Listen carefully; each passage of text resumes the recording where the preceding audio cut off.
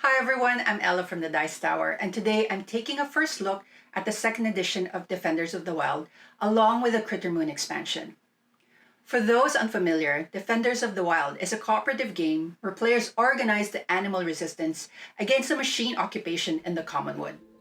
The second edition brings some significant changes: a streamlined rulebook, a tighter action economy for faster play, and a new win condition where players must build all their camps then infiltrate the machine core. The machines themselves have been redesigned with new wooden factories, permanent walls, and an overhauled pollution system. Mechs are sharper too, no more hunter versus sniper distinctions, just consistent pursuit and range damage. The Critten expansion adds 8 new organizers, 48 defender cards, and new critter tokens for each faction. So how do you win?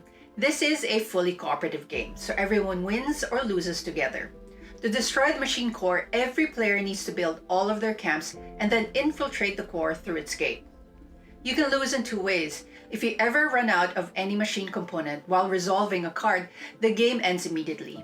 You also lose if a second defender from the same habitat gets killed. Now let's talk factions. Each of the 4 has a home habitat. The Coven claims the marshes, witches, herbalists, bards, and bandits. The Order holds the forests, scholars, firekeepers, mapmakers, and librarians. The Council controls the plains, civil servants, guards, farmers, and bakers. And the Sect occupies the mountains, miners, inventors, mechanics, and hackers. If you're playing with the Critten, you have 8 additional organizers to choose from, 2 per faction.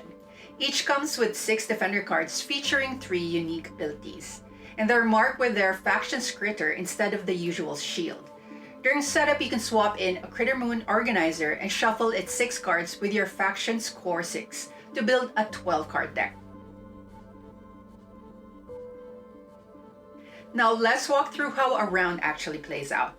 Each round has 2 phases: an organized phase where everyone acts simultaneously, followed by an action phase where players take individual turns. During the organized phase, every player chooses a defender card from their hand and places it face down on their exhaust pile. That's your active defender for the round. If your hand is empty, just take the top card from your deck instead. Here's the important part: no talking about what you're choosing. Keep it a secret. Once everyone has a card down, you flip them simultaneously. Some cards have reveal abilities that resolve right away. Now you can talk strategy and figure out how to use what everyone brought to the table. Then we move to the action phase. The first player marker determines who goes first. On your turn, you get as many action points as your active defender shows, and you can spend those to take actions. Some defenders have ongoing abilities that stick around and affect other players' turns too. You can also use items. After you've taken your actions, you draw and resolve a machine card. Each type does something different: deploys new components, moves things around, or manages existing machines. Then play passes clockwise. Once everyone has taken a turn, all active defenders exhaust and a new round begins. Let's talk about actions. On your turn, you can spend action points to take actions in the location where your organizer currently sits. One of the actions is move. A move action lets you reposition your organizer, and you have 2 options. First, you can move to any adjacent location that isn't blocked. But what blocks movement? Walls, engines, the machine core, and the board perimeter. Walls you can only move through if they've been breached. Second, if your active defender matches a habitat type, you can use a habitat corridor. That means moving through any number of unobstructed locations that are all the same habitat, as long as you start or end in the corridor. One catch: you can't pass through locations containing mechs when using a corridor. One more thing: if you end your move in a location with a camp, you gain the faction's item. Next action is build a camp. Camps serve a few purposes. They'll let you draw more defender cards, give you a place to regroup and heal, and you need to build all of yours to win. You have only 1 camp per location, and you can only build in your faction's home habitat. Your support track also needs to be maxed out first. When you're ready, spend an action point, take the camp from the next step on your support track, and place it in your location. Then draw 2 cards from your deck into your hand and reset your support tracker to the start. Other actions you can take are heal. If your organizer is in a location with any faction's camp, spend an action point and flip all your damage tokens from their damage side to their heal side. This reduces the risk of your defenders being killed. There's also regroup. Spend an action point to relocate your organizer to any location where one of your camps is built, no matter how far away. Unlike move actions, regroup isn't restricted by distance, walls, or any obstructions, but you don't gain any item for ending at a cap. There's also clear pollution. Spend an action point in your location, remove all pollution tokens from that location, and return them to the machine supply. Then gain 1 support on your track. There's also destroy a mech. Spend an action point to remove a mech in your location.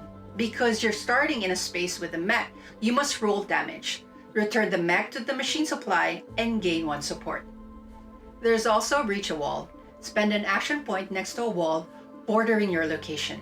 Place a breach marker so that its notch fits over the wall and gain 1 support. That wall is now passable. A wall cannot be breached twice, and once you place all of your breach markers, you cannot take another breach action. There's rewilding a factory. Spend an action point in a location with a factory, replace it with a rewild token, and return the factory to the machine supply. Gain 1 support, then look at the item noted on the bottom of the token. You can either gain that item or draw a defender card. Factories cannot be built in locations with rewild tokens. And remember, anytime you start an action in a location containing or adjacent to a mech, you must roll damage. Once you finish your actions, it's time to draw and resolve a machine card. This is how the machines fight back. Draw the top card from the machine deck and resolve it step by step in order. Each card deploys, moves, or manages specific machine components. Place the resolve card face up in the machine discard pile.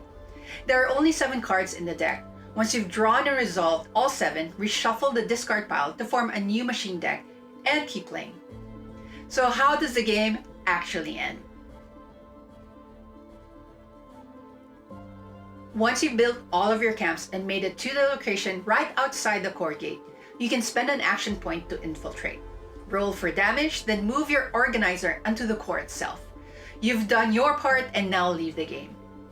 If you're the last player to infiltrate, you skip drawing a machine card. Otherwise, draw and resolve 1 final card before you go. You can still offer advice, but you're done taking turns. The moment all players have infiltrated, the game ends in victory. Destroy the mech on the core, destroy the furnace, flip the core to its rewilded side. The common wood is saved. Of course, the machines have their own win conditions. If you ever run out of any machine component while resolving a card, construction completes and you lose immediately. And if a second defender from the same habitat is killed, that's a massacre. Game is over. For those playing solo, Defenders of the Wild has you covered. For solo play, you can control 2 factions with 1 hand. Each turn, pick any defender and use that faction's components. That covers the rules for Defenders of the Wild, 2nd edition and Critter Moon expansion. We've looked at the streamlined action economy, the new win condition requiring all players to build their camps and infiltrate the core, and the updated machine components including the wooden factories and furnace. And remember, the Critter Moon expansion adds 8 new organizers with their own defender decks and abilities. For more information about the game, check the link in the description below. Again, I'm Ella from the Dice Tower. Thanks for watching.